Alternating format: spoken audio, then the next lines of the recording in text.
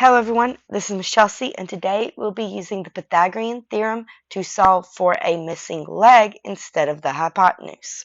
Remember, the Pythagorean theorem is a squared plus b squared equals c squared. Let's go ahead and label a, b, and c on our triangle just like we did before. Notice how this time we are missing b.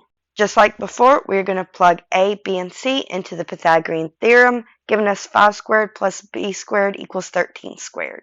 Finally, we've got to solve for our missing side, in this case b.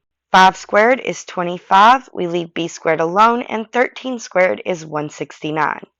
Next, we need to subtract 25 from both sides in order to get b on a side by itself. We now have b squared equals 144. The square root of 144 is 12, so our final side is 12 inches long. Now I want you to pause the video and try number 5.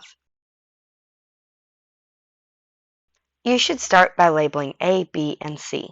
It doesn't really matter which side you label A and B as long as you've got C as the side opposite the right angle. Next, let's plug into our Pythagorean theorem.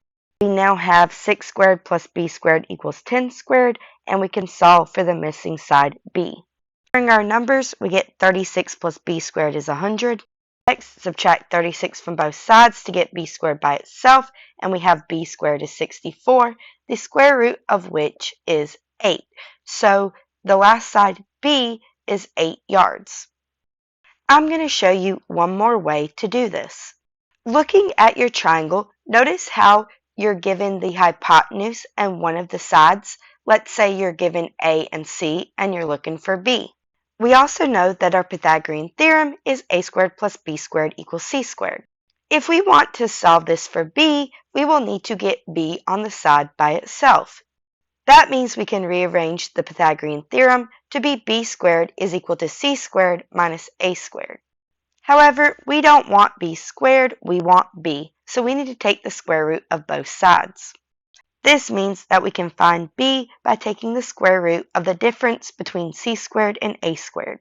Plug the values in from your triangle. We now have square root of 24 squared minus 16 squared.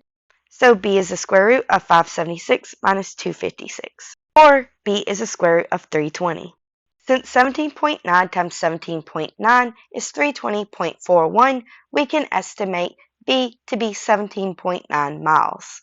Whether you prefer to plug into the Pythagorean theorem then solve, or to solve the Pythagorean theorem then plug in, doesn't really matter.